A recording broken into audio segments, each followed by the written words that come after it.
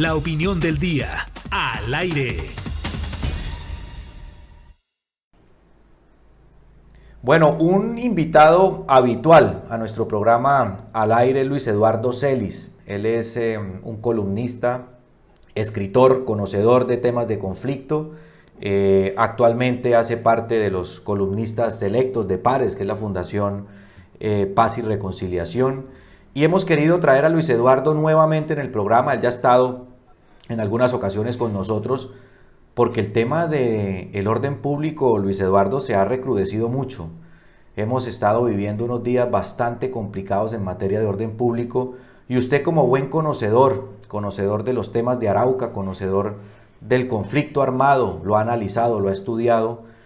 ¿Qué podemos resumir de esta situación? ¿Qué es lo que estará pasando, Luis Eduardo? Bueno, Miguel, muy buen día para ti, para toda la audiencia en Arauca. Muchas gracias por invitarme nuevamente a tu programa. No, yo creo que Arauca pues sigue teniendo el gran desafío de construir un orden de convivencia y un orden de democracia. Según las cifras de medicina legal que yo revisé esta semana con la ayuda de algunos araucanos, iban hasta el martes que yo escribí esa columna, o el lunes, realmente el lunes 6 de septiembre iban 110 homicidios. Hoy sábado ya esa cifra puede estar sobre 120, tal vez porque ha habido homicidios en Arauca Capital, en Tame, en Saravena tal vez en estos días. Entonces, eso colocaría a Arauca en una tasa, los homicidios se miden por 100.000 habitantes. Entonces, Arauca, que tiene 300.000 habitantes, tendría en este momento una tasa para todo el departamento de 40. Eso, 40 sobre 100.000. Entonces, eso ya sería realmente una situación altamente preocupante. Entonces, ustedes los araucanos y las araucanas siguen teniendo el reto de construir un orden de convivencia. Yo creo que buena parte de esos homicidios se deben a disputas por temas económicos. Y ustedes mejor que yo saben eso. O sea, gente que se mete en negocios, que no paga, que no le cuadran las cuentas, que se mete donde ya hay un control de algunos negocios. Yo creo que buena parte, si uno dice, yo le he propuesto a algunos araucanos que hagamos un trabajo sobre, bueno, esos 120 homicidios, de los cuales casi 50 son ciudadanos venezolanos, ¿por qué los asesinaron? Y ojalá hagamos ese estudio y lo podamos mirar. Yo creo que no pues, requiere algún esfuerzo, por supuesto, como todo en la vida, pero hay que hacerlo. Y yo creo que buena parte de eso tiene que ver con temas de manejo de economías. Entonces, me alegra y ojalá lo del lunes, que la marcha por la vida o contra tanta violencia que ha convocado, creo que el gobernador y otras entidades en Arauca, ojalá sea multitudinaria en toda Arauca. Hay que convocar a las plazas de Arauca una concentración por la vida, porque esto no puede seguir así y la sociedad araucana tiene que reaccionar. Luis Eduardo, un departamento tan rico culturalmente, económicamente, en términos de petróleo, que le ha aportado tanto a la nación, ¿por qué a Arauca le pasan este tipo de situaciones históricamente? ¿Será por su ubicación? ¿Será que el petróleo ha atraído y ha llamado la atención de algunas economías también ilegales? ¿Por qué nos ocurre este tipo de situaciones, Arauca? Yo tengo la siguiente respuesta. Si esos temas se dieran en Bogotá, o sea, que alguien se mete a extorsionar, a hacer alguna pequeña negocio, yo te diría que esos 120 hoy estarían vivos 100, si fueran Bogotá, porque habrían sido capturados por la policía y judicializados. Pero como Arauca no es Bogotá, Arauca es Arauca, entonces en Arauca esos conflictos se tratan de manera autoritaria y criminal. Entonces, Arauca sigue teniendo el desafío, la sociedad araucana, de tener un orden de convivencia. Recordemos que Human Rights Watch, esta prestigiosa entidad de derechos humanos con sede en Washington que dirige el señor Vivanco, sacó un informe hace 2 años largos, y yo recuerdo que decía, en Arauca no manda la policía, algo así decía. Y ustedes saben que eso es así. O sea, ustedes saben mejor que yo que en Arauca hay un poder autoritario y legal de las guerrillas, del ELN, de la disidencia de las FARC, que tanto el ELN como este grupo de las FARC quizás mandan más que las mismas autoridades, no solamente en el campo profundo araucano, sino también en los cascos urbanos. Entonces, hasta que no logremos un acuerdo de paz con el ELN y bueno, volver a pensar el tema de esta disidencia de las FARC, va a ser muy difícil realmente superar esto, porque, porque bueno, allá hay un poder, allá hay como dos estados, el estado formal y el estado informal. Y yo creo que hay veces manda más el estado informal que el formal, con todo respeto. O sea, porque bueno, esa es la realidad araucana. Entonces allá usted tiene el desafío como araucanos y araucanas de realmente hacer un esfuerzo de construcción de paz. O sea, que ese tipo de cosas no pasen en Arauca. Que esas personas, o sea, que allá funcione la policía, funcione la fiscalía, funcionen los jueces. Pero ustedes saben que esa no es la realidad araucana. O sea, en Arauca hay dos estados. Y hay veces el estado informal manda más que el formal. Luis Eduardo, usted hablaba de la marcha, que esperemos que sea multitudinaria. Esto no es un tema político, es un tema social. La gente está reclamando que las cosas mejoren, que la seguridad de verdad llegue a unos niveles donde la gente pueda vivir en paz y pueda vivir tranquila y tener sus negocios y tener su forma de subsistir. Pero, ¿qué puede hacer, además de la marcha, qué puede hacer la sociedad araucana? Es decir, la persona que nos está escuchando en su casa, que está muy atenta a la entrevista, ¿qué podemos hacer desde lo individual? Yo creo que lo primero que hay que hacer es no resignarse a la violencia. O sea, yo sé que decirlo aquí desde Bogotá es fácil, pero yo no sé, Miguel, tú que eres araucano, si cuando tú eras niño o joven viste cosas de violencia. No sé, un muerto, un herido, un tiroteo. Y eso ha pasado en los últimos 41 años en Arauca, para colocar la fecha del 80 cuando se instalaron las FARC y el ELN.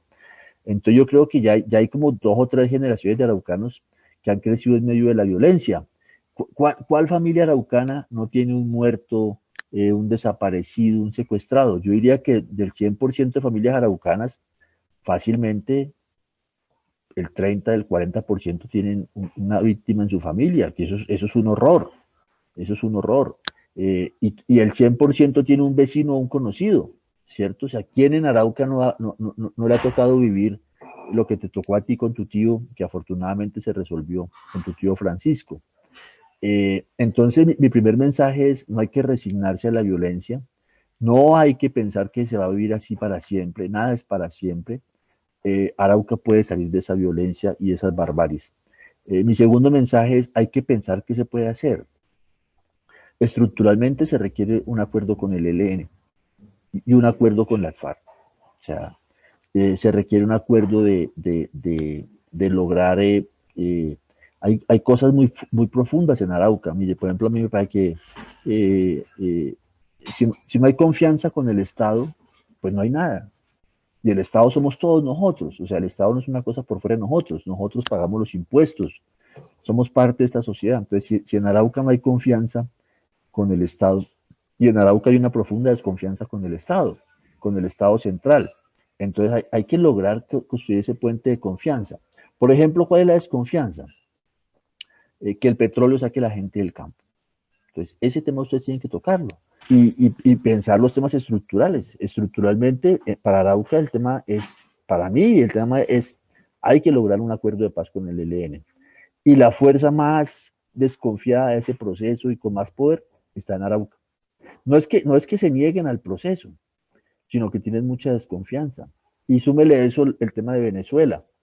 Entonces, bueno, pero si tú me dices qué hay que hacer en la familia, no resignarse. Y en cada familia pensar qué se puede hacer, qué se puede hacer y en qué logramos para que esto realmente se supere. Lucho, usted ha tocado un tema muy importante y es uno de los actores del conflicto, que es el ELN. Otro de los actores son las disidencias de las FARC, el reducto que quedó después del acuerdo de paz. Pero centrémonos primero en el ELN. ¿Es posible una negociación con el ELN? ¿Qué es lo que ha hecho que no se pueda negociar con el ELN o que no se haya hecho esa negociación con el ELN? Porque en días pasados, semanas atrás hablábamos, Luis Eduardo, que hubo algunos gestos por parte del gobierno con este señor Cuellar, se hicieron algunos movimientos y la gente se alcanzó un poco como a ilusionar de qué era lo que estaba pasando. Con el ELN, ¿qué se debe hacer? Mira, Miguel, yo he hecho una revisión del tema y te puedo afirmar, el ELN se ha sentado, primero se sentó, arrancó eso en Arauca, en una reunión en Cravo Norte en 1991 que desembocó en los diálogos de Caracas y Tlaxcala en 1991-92. Luego, eso es el gobierno del presidente Gaviria. Después se sentó con el presidente Samper a intentar un proceso que no se logró. Luego se sentó con el gobierno del presidente Pastrana, contactos directos. El presidente Pastrana fue el que le pidió al presidente Chávez que le permitiera al ELN instalar una oficina en Caracas para que también tengamos ese contexto de cómo esta larga historia. O sea, fue un gobierno, el del presidente Pastrana, el que le pidió al presidente Chávez en el año 99 la posibilidad de que el ELN tuviera una especie de oficina de representación. Nunca se habló oficialmente de una oficina, pero sí hubo muchos contactos en Caracas durante el gobierno del presidente Pastrana. Luego el gobierno del presidente Uribe abrió una mesa, para lo cual reconoció que había un conflicto armado en el 2005. Y luego el gobierno del presidente Santos hizo todo un proceso, una agenda. Bueno, desafortunadamente durante este gobierno pues no han habido mayores desarrollos. Entonces, podríamos decir que el ELN se ha sentado con 5 gobiernos y yo te puedo asegurar que ningún gobierno colombiano de los 5 ha tenido una propuesta para llevar adelante una negociación con el ELN. Esto para decir que las dificultades no solamente están en el ELN, donde hay dificultades, sino también en los gobiernos colombianos. Si a mí me dijeras cuáles son las cosas que hay que lograr para que resolver esto, ojalá en un próximo gobierno, en el próximo gobierno, es el gobierno tiene que tener una propuesta de negociación. O sea, si el gobierno que venga quiere resolver el tema del ELN, tiene que tener una propuesta. Así como se hizo con las FARC. Con las FARC había una propuesta, el tema rural y el tema de la participación política, que por cierto están bastante quedados en estos 3 años ya largos de gobierno. Entonces tiene que haber un gobierno con una propuesta de negociación, que puede estar alrededor del tema territorial, del tema de equidad. Bueno, tiene que haber algunos temas sustanciales para promover esa negociación. Segundo, tiene que haber un gobierno que crea en la participación, porque el ELN ha colocado una línea roja y es la negociación no puede estar exclusivamente centrada entre el gobierno y el ELN, sino tiene que haber una dinámica de participación. Y si tú te pones a revisar, y yo te lo puedo decir porque yo fui testigo durante el gobierno del presidente Santos, de que en el gobierno del presidente Santos no había mucha convicción sobre el tema de participación. O sea, veían el tema de participación no como una posibilidad, sino como un obstáculo. Entonces ahí hay una explicación de por qué las cosas no avanzan. Tercero, tiene que haber una convicción en el gobierno de bilateralidad. Mira que este gobierno le pide cosas muy razonables al ELN, ¿cierto? Dice, deje de secuestrar, deje de reclutar niños, deje de colocar... Todas las cosas son razonables, pero eso no lleva a ningún lado.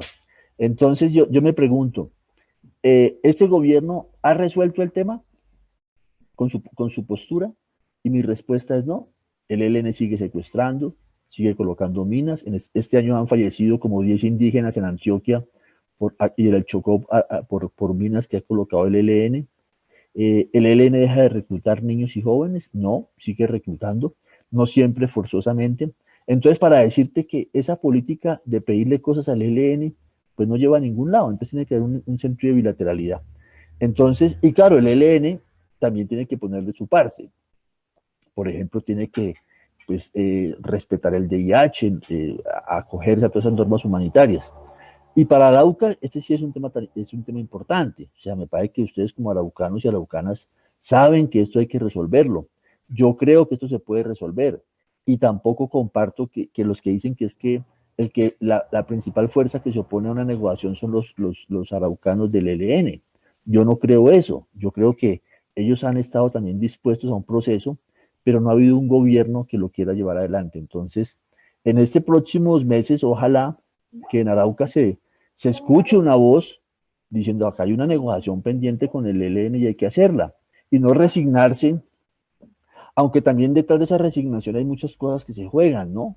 O sea, negocios, plata, economía, pero también yo creo que debe primar un sentido de responsabilidad ciudadana, de decir, no, no podemos seguir viviendo. Ustedes han vivido 41 años con este conflicto. eh, entonces yo creo que ya es hora de resolverlo.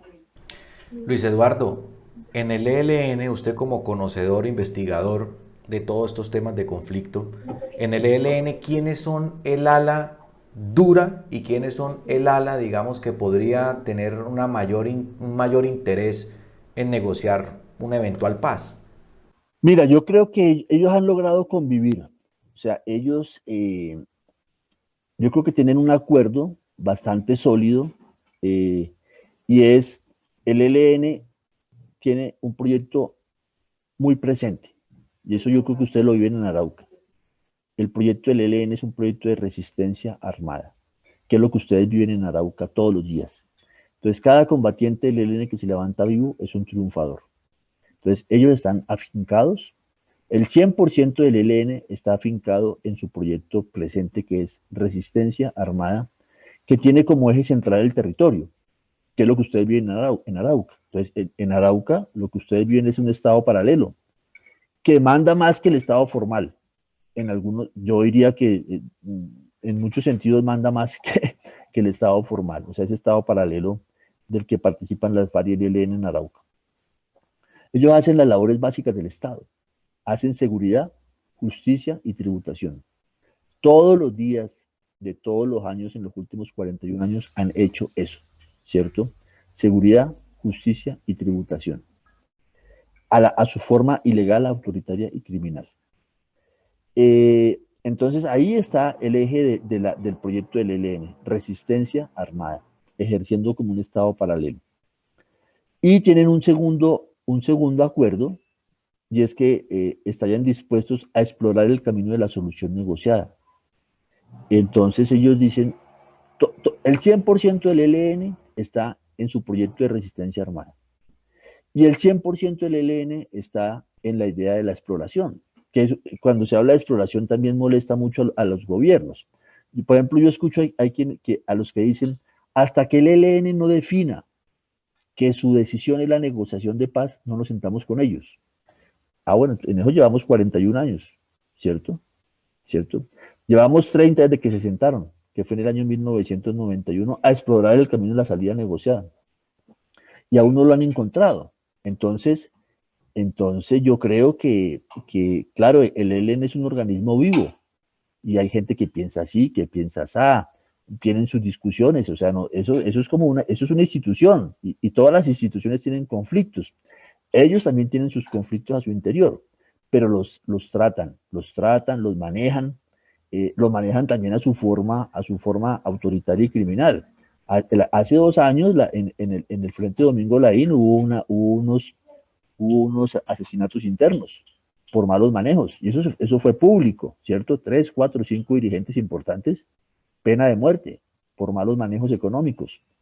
Entonces, yo no diría que hay una línea blanda y una línea dura.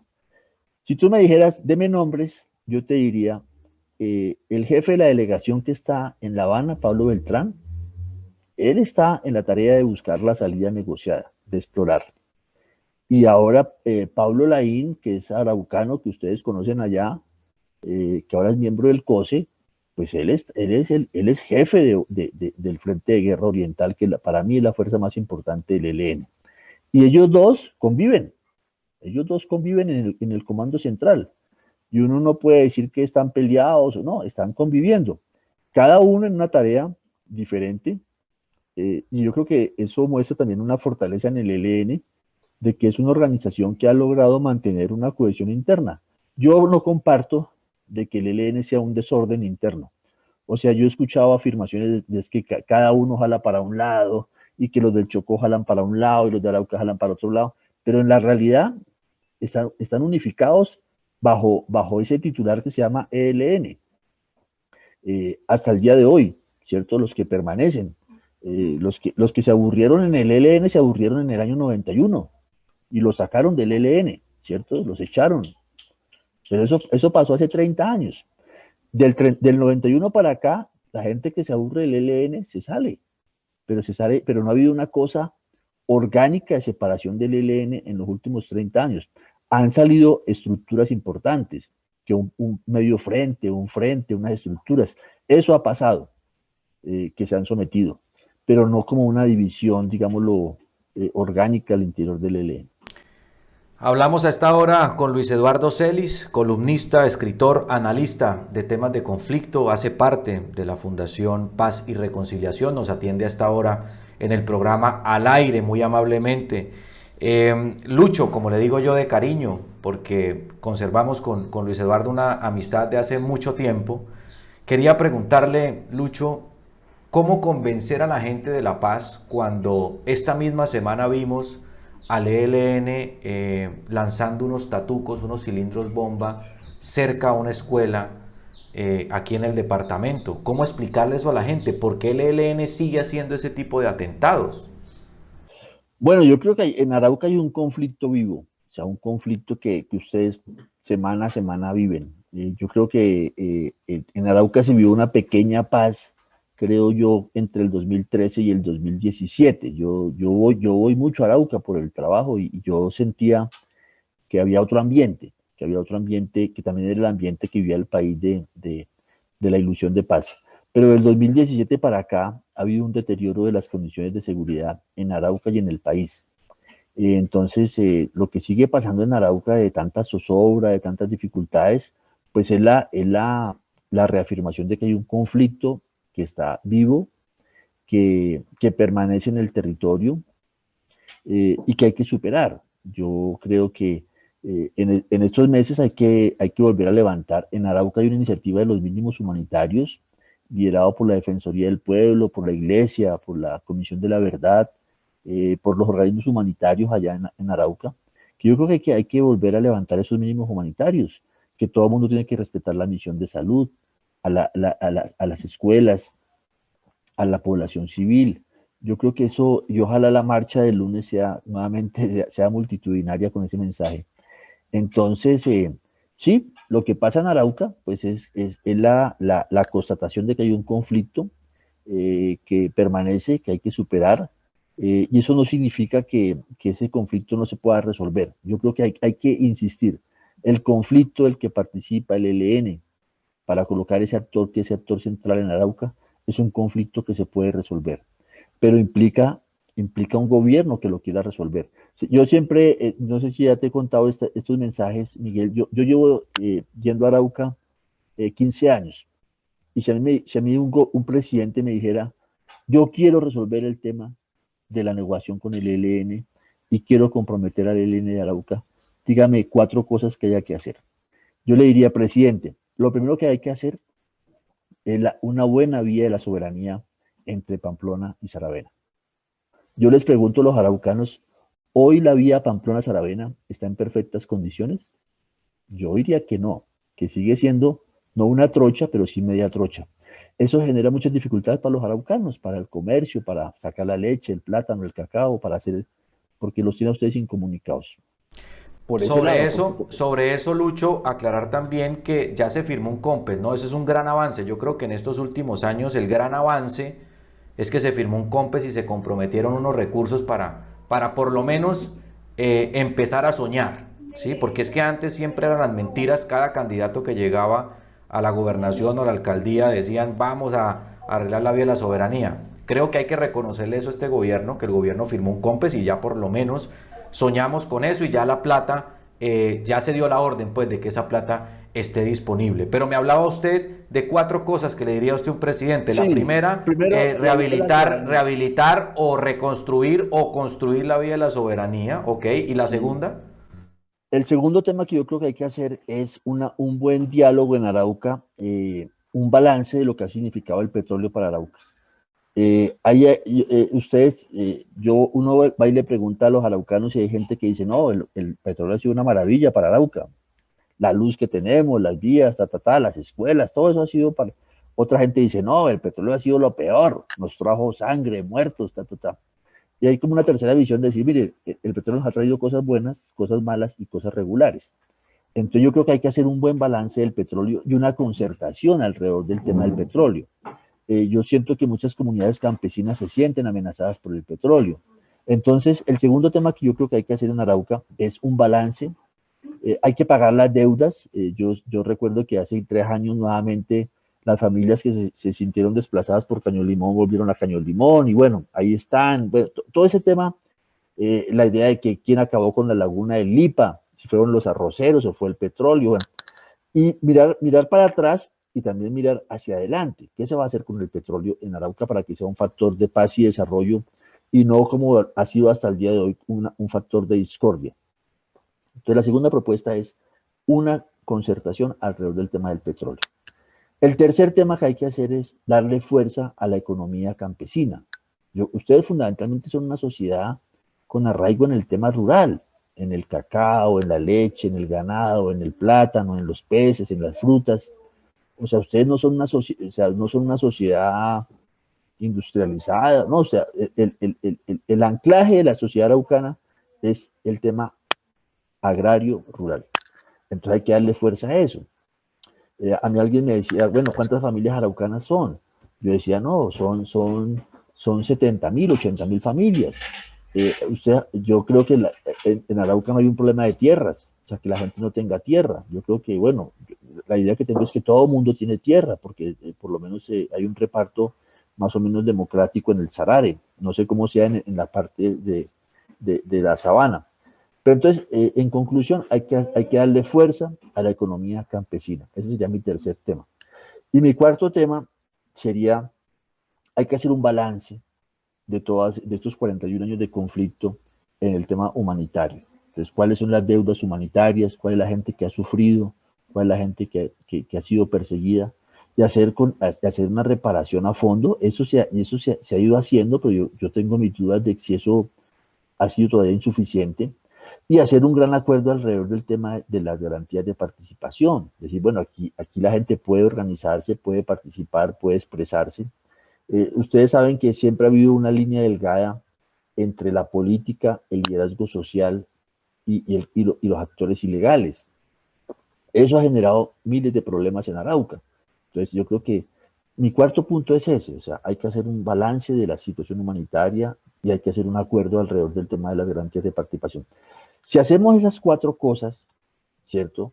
A fondo, con un diálogo, con una concertación regional, podemos crear un clima de confianza. Y ahí podría haber sobre esas 4 coordenadas, puede haber para mí un acuerdo regional.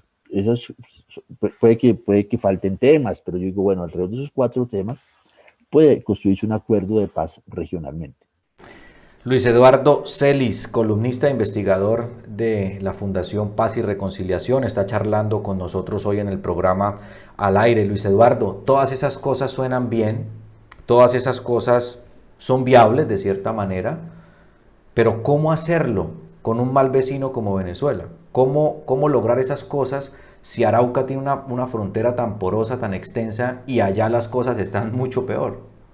Para mí, lo principal es que seamos unos buenos vecinos. O sea, en estos días yo escuchaba a alguien que decía, ni Venezuela se va a mudar de donde está, ni Colombia se va a mudar de donde está. O sea, somos hermanos y estamos, y ustedes más que nadie saben la larga historia que tenemos de relación, ¿cierto? Ustedes los araucanos, pues lo han vivido. Entonces, mi consejo sería, no nos metamos en los asuntos venezolanos. O sea, que ellos allá resuelvan su situación. O sea, ellos son una sociedad peleada, tremendamente peleada, profundamente peleada. Y nosotros no tenemos por qué meternos a decir ni mu allá. Claro, podemos decir respeten los derechos humanos, respeten las libertades ciudadanas, respeten la prensa y pónganse ustedes de acuerdo ya en sus debates.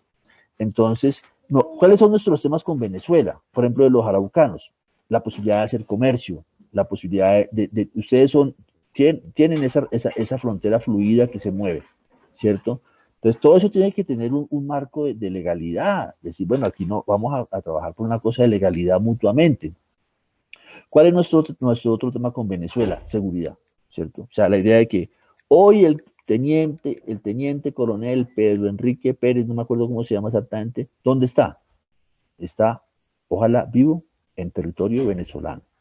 Ese es un tema delicado. Eso es lo que dicen las autoridades colombianas. Entonces, bueno, ¿cómo logramos que esas cosas no sigan pasando, cierto?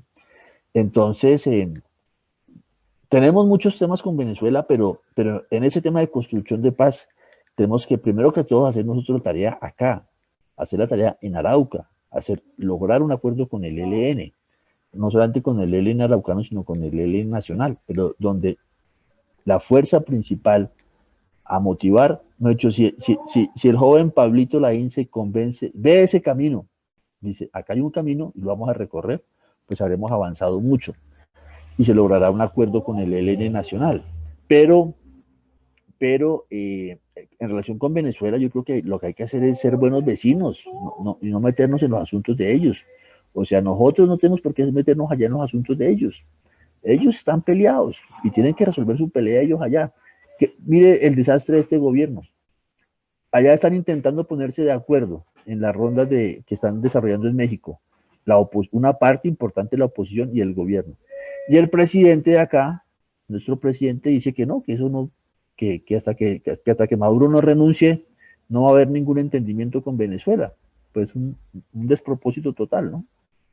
Luis Eduardo, usted hablaba de dejar, digamos, de interferir en opiniones, en intervenciones hacia Venezuela, pero ¿cómo hacer si ellos nos afectan directamente a nosotros, permitiendo la presencia de actores armados ilegales aquí al frente del río?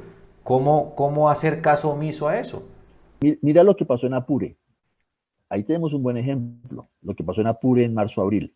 Una gran operación militar. ¿Cuál es el balance de ese gran operativo militar?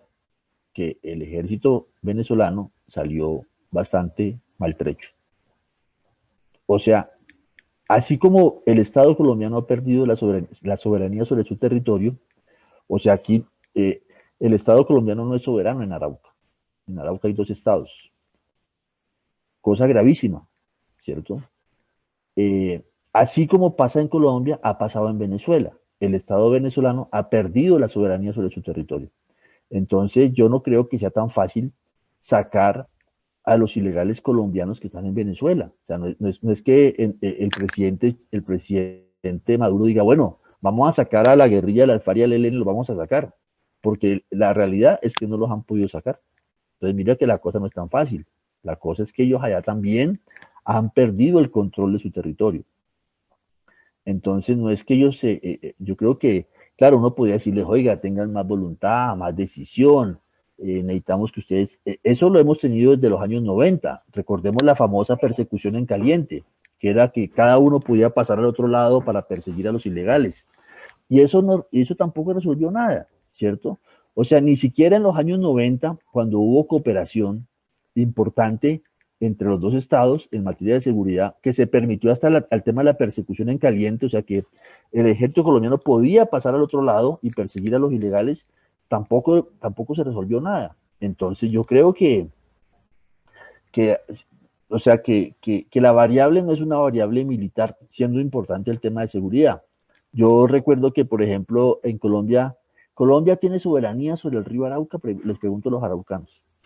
O sea, la Armada colombiana controla el río Arauca. No, señores, no lo controla. Es difícil controlarlo. Entonces, bueno, ¿eso cómo se va a lograr? ¿Cómo se va a lograr la soberanía sobre el río Arauca? Pues en un esfuerzo de construcción social. O sea, que realmente todos esos ilegales que hoy mandan más, pues entren a un acuerdo de convivencia. Bueno, yo creo que este tema de la paz no es un tema, digamos, ajeno a un partido o a otro movimiento político. Yo creo que eso es un tema que nos debe unir a todos los araucanos, a todos los colombianos.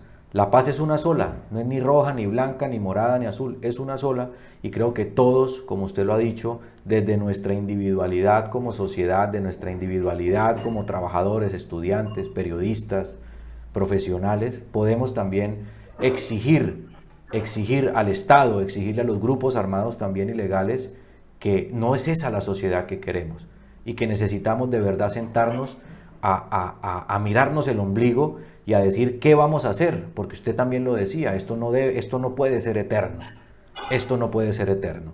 Así que hablaba usted del ELN, planteaba unas posiciones personales en materia de lo que se podría hacer, respetuosamente lo sugiere, pero ¿qué hacer con las FARC, las disidencias de las FARC, que también es un grupo muy fuerte aquí en el departamento de Arauca? Pues ya con la FARC hubo un proceso de paz y de negociación. Entonces yo veo difícil volver a hacer una negociación con los disidentes de las FARC. Lo que yo diría es que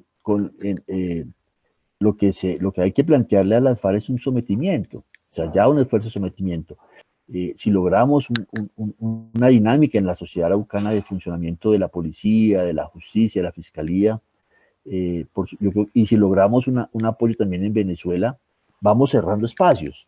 O sea, es que esto hay que quitarle aire pues a la ilegalidad, pero los ilegales tienen mucho aire.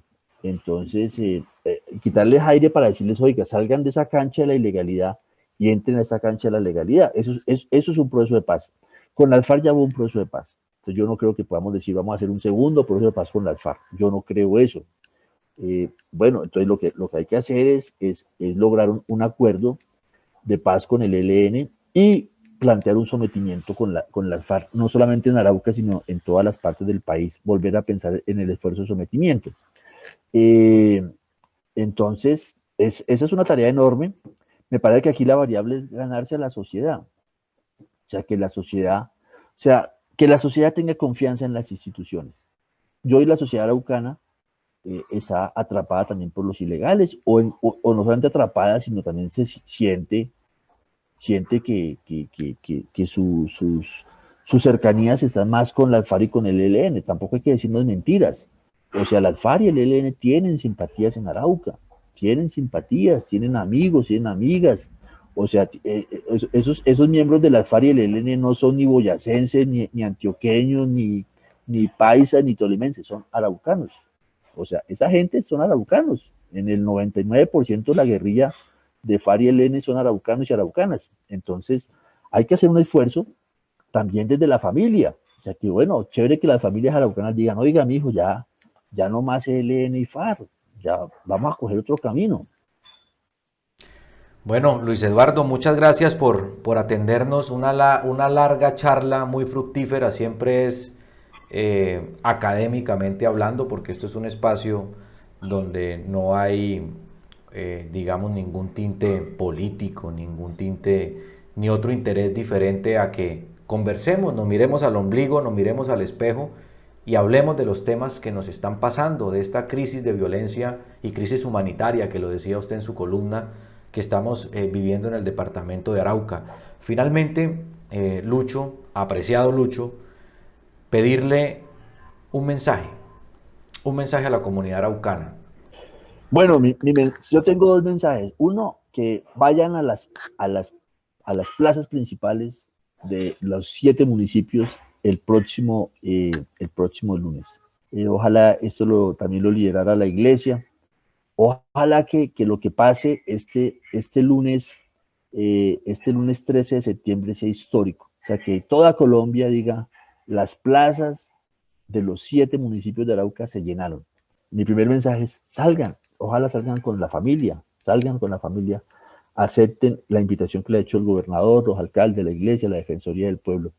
Y mi segundo mensaje es, no nos resignemos a vivir en medio de la violencia. Tenemos que salir de la violencia y yo creo que Arauca tiene todo para lograrlo. Entonces, y estos meses son importantes porque vendrá un nuevo gobierno y esto se resuelve con un gobierno.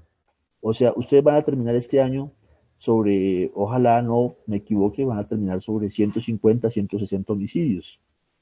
Que para una población de 300.000 habitantes les va a dar una cifra casi que de 50 por 100.000, una pandemia de homicidio.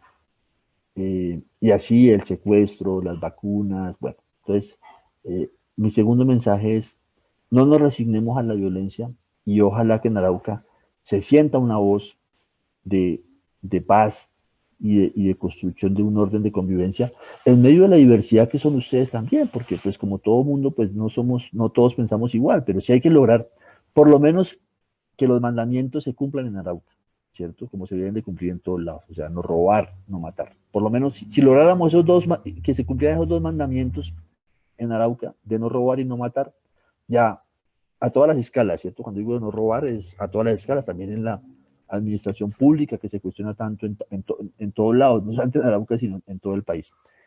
Miguel, qué alegría verte, tú eres un gran señor, me encanta siempre escucharte, te deseo lo mejor a ti y gracias por la invitación. Luis Eduardo, una capsulita antes de terminar y agradecerle por habernos acompañado. La marcha se llama Caminata por la Paz. ¿Verdad que podemos ser territorio de paz? Acompáñennos este lunes 13 de septiembre a las 3 de la tarde, con camisa y banderín blanco, punto de encuentro Redoma Hospital San Vicente, aquí en el municipio de Arauca, punto de llegada Fórum de los Libertadores. Estamos en la Semana por la Paz y se va a hacer esta marcha, repito, el lunes 13 de septiembre a las 3 de la tarde. Luis Eduardo, muchísimas gracias y espero verlo pronto. Chao Miguel, seguro que sí. Un abrazo.